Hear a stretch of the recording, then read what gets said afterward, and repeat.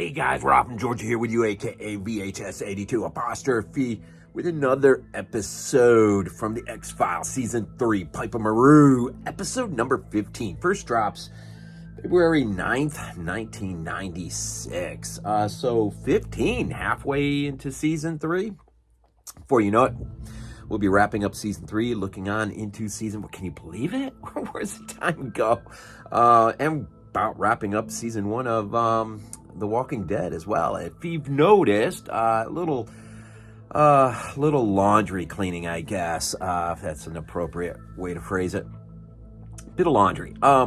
If you've noticed, and I'm talking both Walking Dead and my X-Files reviews, if you've noticed, my thumb has changed for The Walking Dead. YouTube, wonderful YouTube, decided I was violating some sort of I don't know, family-friendly guidelines or something with a thumb that just had a pic from The Walking Dead, had a just a zombie face in the sand. Somehow that violated our safe guidelines on YouTube. Not worried about content as much as we are about aesthetics and the way, kind of like Walmart does. You know, they could care less what the content is. I say that for the most part, but they do care about telling a distributor how the artwork ought to look, so it's not, doesn't come across as obtruse or something. I don't know, offensive. So that's changed, and that's why that changed, because lovely YouTube, thank you. And The Walking Dead, I've kind of been struggling to get that up now. The last couple of weeks, we've had a real issue in the house with our router, and we got a new router, just haven't hooked it up yet. And looking to take care of that today, so hopefully get things back on track that way. Football season, college football's back on. If you didn't notice, Georgia Tech upset Florida State Seminoles over there in Ireland. Guess they had a bit of the lucky Irish in them that day. That was a big upset. So college football's back. The fall is here, and that means Halloween's right around the corner and all of that wonderful stuff. And so I'm thinking, is that it for the, I think that's it. So anyways, X-Files, Piper Maru. I have to be honest, I've watched this episode multiple times. Now, this leads right into Apocrypha, which I think off the top of my head is a better episode. I don't know what was the issue at first. I was having a hard time with Piper Maru. I don't know. I guess I was kind of bored by it, maybe. I'm not sure why. But I rewatched it this morning as one last-ditch effort to, find that groove. And I found it this morning. I think it was seeing The Walking Dead with a couple episodes of late in Season 1. There's some really well-written episodes that are bookended in marvelous ways. And this one is bookended in a marvelous way. This episode, Piper Maru, which introduces for the first time black oil. It's a continuing of the myth arc of what is going on here long-term over the stretch of the X-Files run. But I should say too, directed by Rob Bowman, written by Chris Carter, as well as Apocrypha, written by Chris Carter. So the two kind of go hand in hand, but we'll just spend our minute here with Piper Maru. Gillian Anderson, first Emmy nomination, nominated for Emmy for this episode. The Piper Maru, the name of the episode, in pars, two places it comes from, but one of them that I found interesting was the name of the icebreaker ship, the Wayland Corporation icebreaker ship in Alien vs. Predator. I thought that was interesting. I thought the standout guest appearance was the guy Robert Clothier. Is that it? Plays Johansen, Commander Johansen, who we get a lovely black and white flashback, World War II era flashback that involves the greater story here of this episode. But the wonderful bookend involves Skinner and Scully. Now, I never really worry about spoilers too much with these episodes, so if you've never seen this episode, you might want to just go watch the episode and then come back and hear this or whatever. But anyways, the wonderful bookend involves Skinner and Scully. And initially, at the beginning of the episode, we get this little meeting of the minds where he is basically telling her the investigation into her sister's death, murder, is basically probably permanently put on hold as a result of, he believes, well, he's putting it nicely, lack of manpower. For her, it's a complete and absolute lack of interest. And so there's some real tension there. But this is going to be bookended in an interesting way with all that's going on in the midst of it. Towards the end, you're going to have a situation in a restaurant where Skinner is going to try to intervene in what he sees as just an argument between this guy at the register with this girl. And as he approaches, the guy turns and shoots him. And it's one of our first real dramatic moments. One of a few real dramatic moments in the X-Files. Skinner's been shot. And just prior to that, there was, in the restaurant, there was a scene involving a few from the intelligence community. Yeah, those guys we can trust, right? Anyone from the intelligence community, please. And Skinner doesn't trust them. But they basically tell him, mind your own business in terms of the investigation of Scully's sister's murder.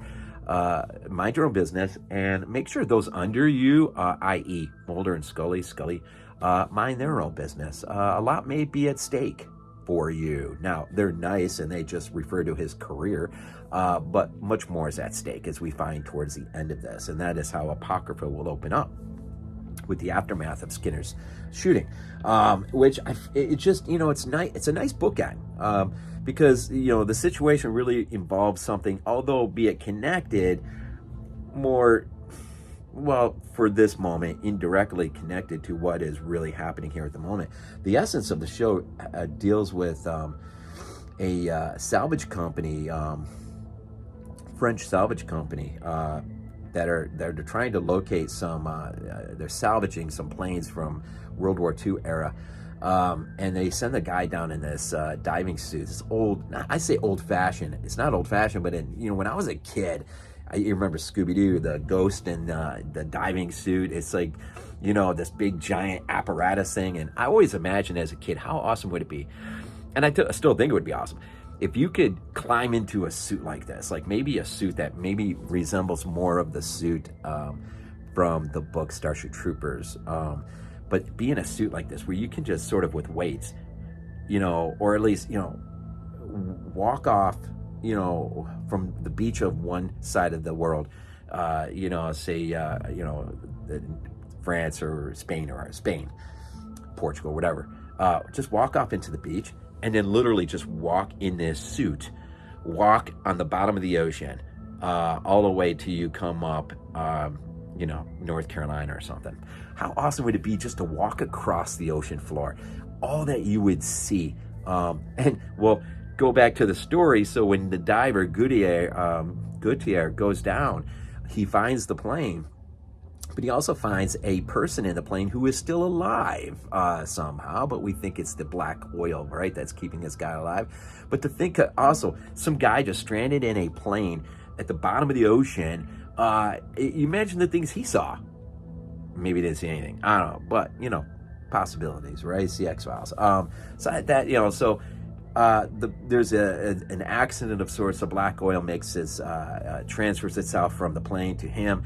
And this begins an interesting story. Now, fresh off her being upset by Skinner, Scully comes in, and it's funny, I can't remember what he says exactly, but Mulder says something that almost tips her off as though he's also aware, but he's not. He's referring to something totally different. And so this gives Scully a chance to just not think about her sister, at least for the moment. But Mulder has been, he has been notified, or he sees that there is this issue going on. And the Piper Maru is now in port in San Francisco, San Diego, somewhere out there. And so he, wants to go digging. And this is a place you probably shouldn't go digging, as we always find out with the X-Files, right? So him and Scully, they head out there. And they eventually end up on the Piper Maru without anyone telling them they can't, which is always, that doesn't happen often. So they see the video footage of Gautier down there, and I don't think they see the person in the plane. They just see the plane, right? And so that's where they sort of split up. And this is Scully will go find somebody that she thinks who can answer or give her more of a story. It's an old commander now who lives on a military base. God, what was it's right up there where they were in California. Can't remember the name of it off the top of my head now. But anyway, she goes to go ascertain from him what he knows of this situation, and he ends up knowing a whole lot more than he initially gives on.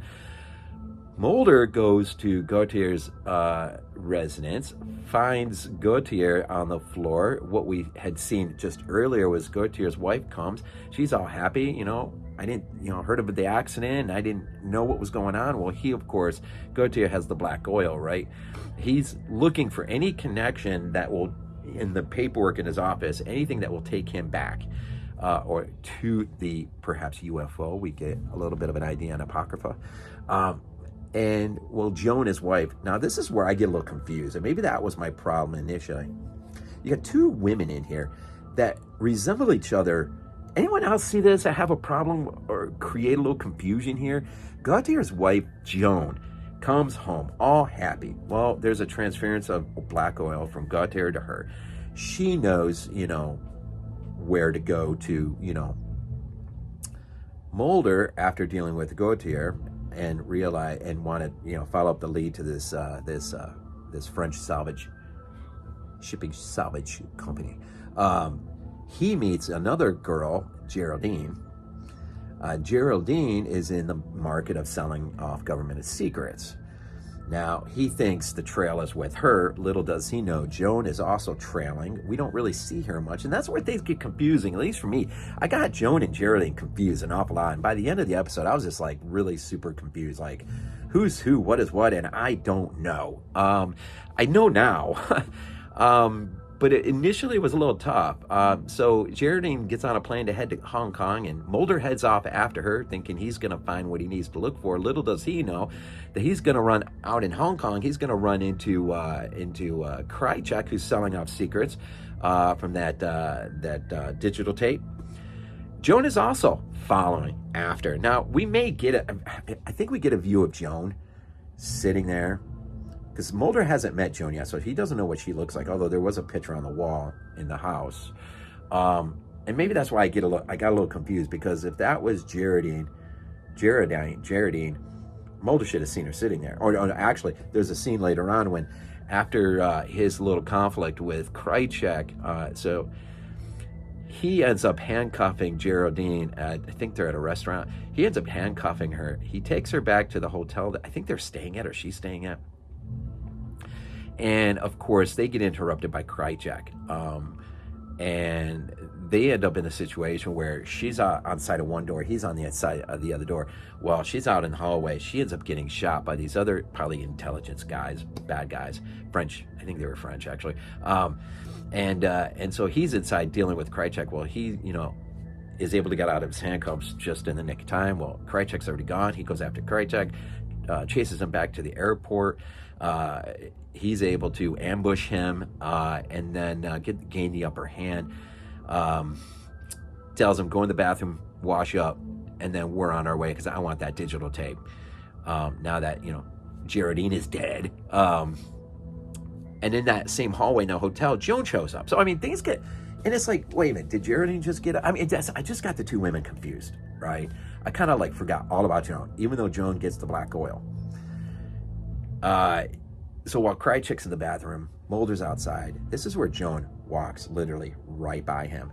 And that's where I got confused. I think I'm like, okay, Geraldine just walked right by you. How did you not notice? Well, it's not Geraldine, it's Joan, okay?